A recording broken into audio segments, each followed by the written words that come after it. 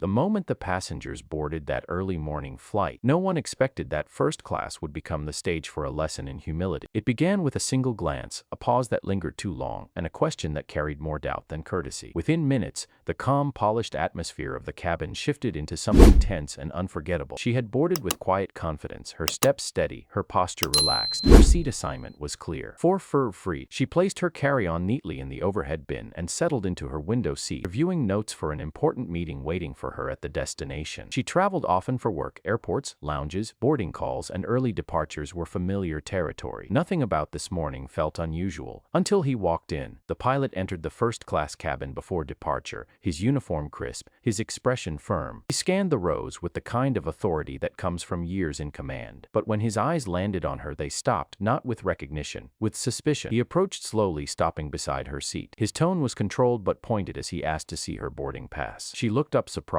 but polite, and handed it over without hesitation. He studied it longer than necessary, then asked again, as if the first glance had not satisfied him. She explained calmly that she had scanned in at the gate, that the agent had confirmed her seat, and that everything was in order. Her voice never wavered. Still, he questioned her presence. The words were measured, but the implication was clear. He suggested there might have been an error. He implied the seat may not have been hers after all. A few nearby passengers began to notice. A man across the aisle lowered his newspaper. A woman 2 rows back removed her headphones. The cabin, once filled with quiet boarding chatter, grew noticeably still. A woman 2 rows. She opened her email confirmation and loyalty app on her phone, displaying her ticket class and travel history. She even offered her identification, not because she had to, but because she wanted to remove any doubt. Yet the pilot did not immediately step back. Instead, he repeated his request in a sharper tone, asking how she had obtained the seat. That question cut deeper than he realized. The woman's composure remained intact, but something in her eyes changed. Not anger, not fear, disappointment. She asked him softly why she was being asked questions no one else had been asked. The surrounding passengers shifted uncomfortably. The silence in the cabin grew heavier. A flight attendant approached, her voice gentle, attempting to smooth over the situation. She confirmed that the passenger's seat assignment was valid and properly documented. The system showed no issue. Everything was exactly as it should be, but pride can be blinding. The pilot dismissed the reassurance, insisting he was simply ensuring standards. His volume rose just enough to make the moment public. Phones discreetly appeared in hands. Screens tilted up. The atmosphere had changed from awkward to charged. Across the aisle, the middle-aged man who had quietly observed the entire exchange finally stood. He had boarded early, blending in like any other traveler. His attire was simple, his demeanor calm, but when he spoke, his tone carried quiet authority. He introduced himself as a senior executive from the airline's corporate division,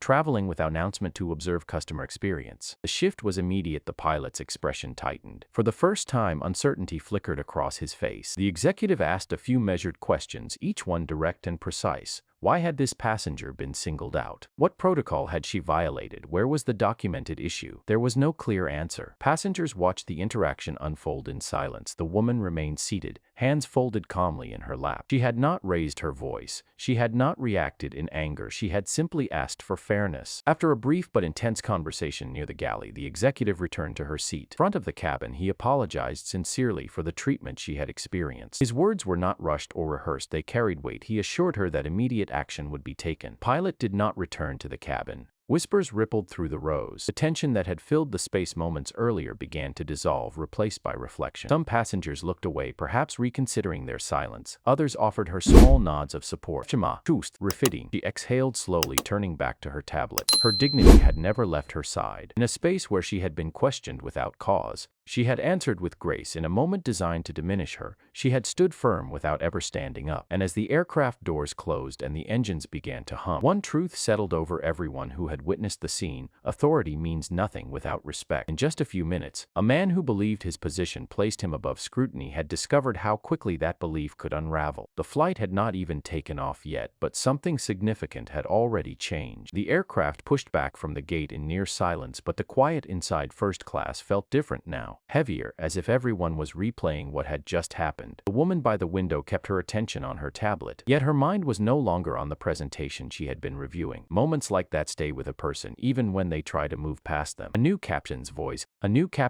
soon came over the intercom, calm and professional, welcoming everyone on board and apologizing for the brief delay. There was no explanation, only reassurance that the flight would proceed smoothly. Most passengers understood what that meant without needing the details spelled out. Across the aisle, the executive remained seated, observing quietly once again, though this time his expression carried a thoughtful seriousness. He wasn't focused on procedures or service anymore. He was watching people, noticing how they reacted, how they treated one another after witnessing something uncomfortable. A few minutes into the flight, a flight attendant approached the woman's seat with a glass of water and a gentle smile. Her voice was soft as she apologized again, this time more personally. The woman accepted the gesture with grace, thanking her sincerely. There was no bitterness in her tone, only calm composure. He understood that one person's actions did not define everyone around him. Passengers nearby gradually resumed their conversations, but the energy had changed. A man who had watched the scene earlier leaned slightly toward her and said quietly that he admired the way she handled herself. Another passenger simply nodded in agreement as he passed by on his way back from the aisle. Small gestures, but meaningful ones. High above the clouds, the executive finally spoke to her directly. He introduced himself properly this time and thanked her for her patience and dignity. He explained, in careful words, that professionalism and respect were not optional values in aviation, and when they were compromised, consequences followed quickly. His tone made it clear that what had happened before departure was already being addressed through official channels. The woman listened politely, then replied with something that stayed with him long after the conversation ended. She said she didn't want anyone's life ruined. She only wanted to be treated fairly, the same as anyone else. Her words carried no anger, only quiet honesty. That response struck him more deeply than any complaint ever could. Meanwhile, in another part of the airport far below, a pilot who had walked into the cabin with such confidence was sitting in a small office, facing questions he never expected to answer. The authority he once relied on so easily now felt distant. Every decision, every word spoken in that short encounter was being reviewed not just by supervisors, but by a system designed to protect passengers and uphold standards. Reputation, he realized, is fragile.